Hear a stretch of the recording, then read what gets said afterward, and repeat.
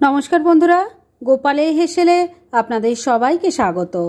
আজকে আমি দারুণ টেস্টি একটা নিরামিষ আলুর দমের রেসিপি আপনাদের সাথে শেয়ার করছি, যেটা রুটি, পরোটা, লুচি, ফ্রাইড রাইস, পোলাও, তন্দুর রুটি, নান সব কিছুর সাথে খেতে ফাটাফাটি লাগবে।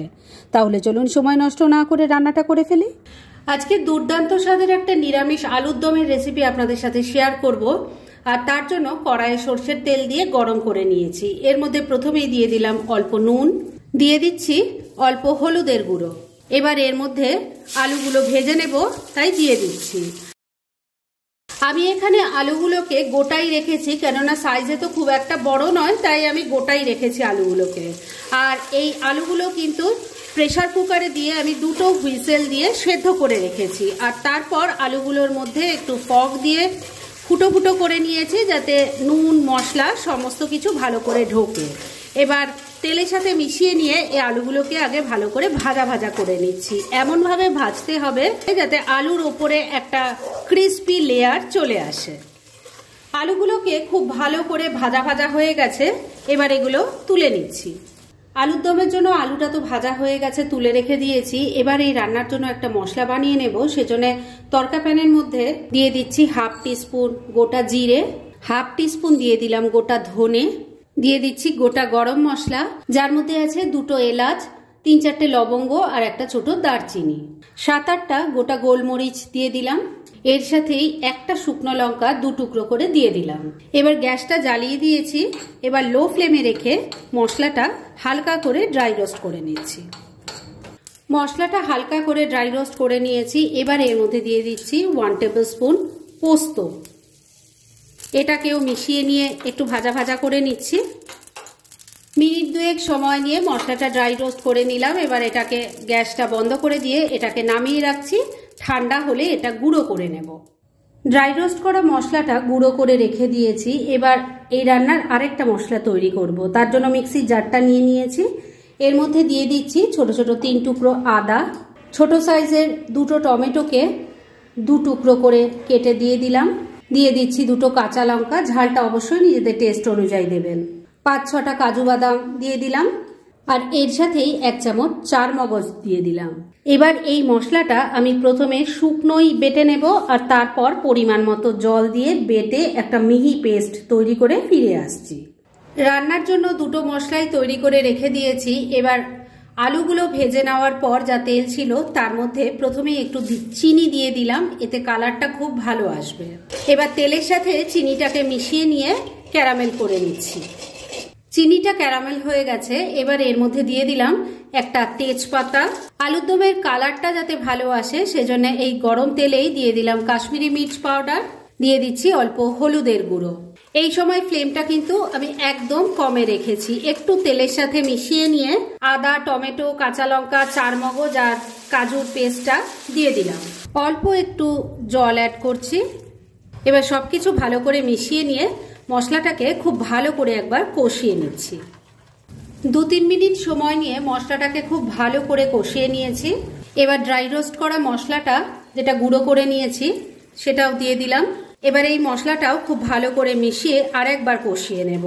যত ভালো করে বন্ধুরা কষিয়ে কষিয়ে রান্নাটা করবেন, এই রান্নার স্বাদ কিন্তু অসাধারণ হবে।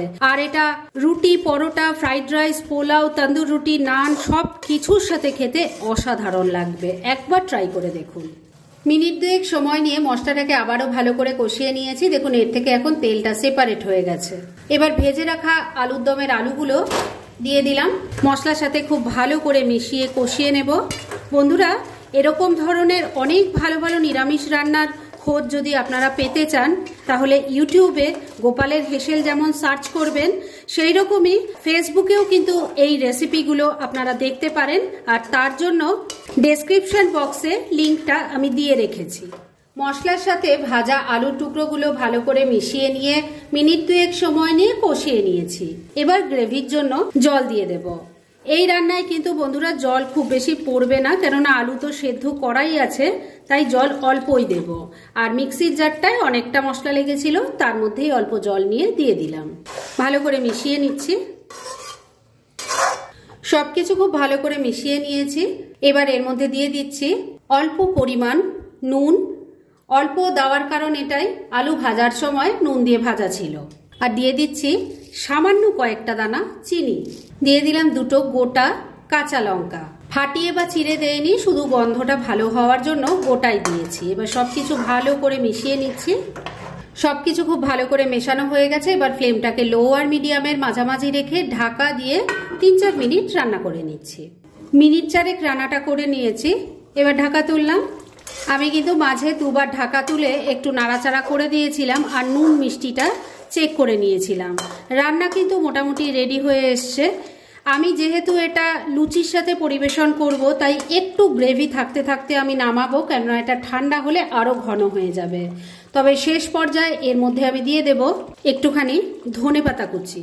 শীতের ধনেপাতার ফ্লেভার আর টেস্ট দুটোই ভীষণ ভালো লাগে। তবে আপনারা যদি ধনেপাতা দিতে না চান, তবে এখানে আপনারা ঘি দিতে পারেন। ভালো করে মিশিয়ে নিচ্ছি।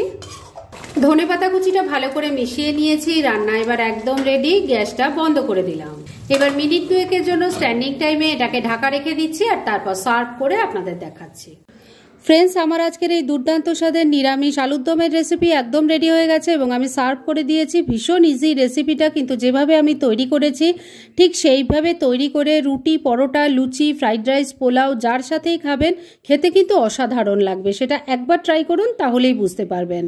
আর এরকম ধরনের অনেক ভালো ভালো নিরামিষ রান্নার রেসিপি আপনারা গোপালের হেসেল সার্চ করলেই পেয়ে যাবেন, যার মধ্যে থেকে কিছু কিছু আমি সাজেস্টেড বক্সেও দিয়ে দেব, সেখান থেকেও আপনারা দেখে নিতে পারেন। তাই গোপালের হেসেল অবশ্যই ভিজিট করুন। আর আপনারা কেমন ধরনের রেসিপি চাইছেন সেটাও কিন্তু আমাকে জানাতে পারেন। আমি চেষ্টা করব সেই সব রেসিপিগুলো আপনাদের সাথে শেয়ার করার। আর আমার আজকের এই রেসিপি যদি আপনাদের ভালো লাগে আর ইউজফুল বলে মনে হয়, তাহলে যারা এখনও আমার চ্যানেলটাকে সাবস্ক্রাইব করেননি তারা প্লিজ সাবস্ক্রাইব করুন। তাহলে আজকের মতো এখানেই শেষ করছি।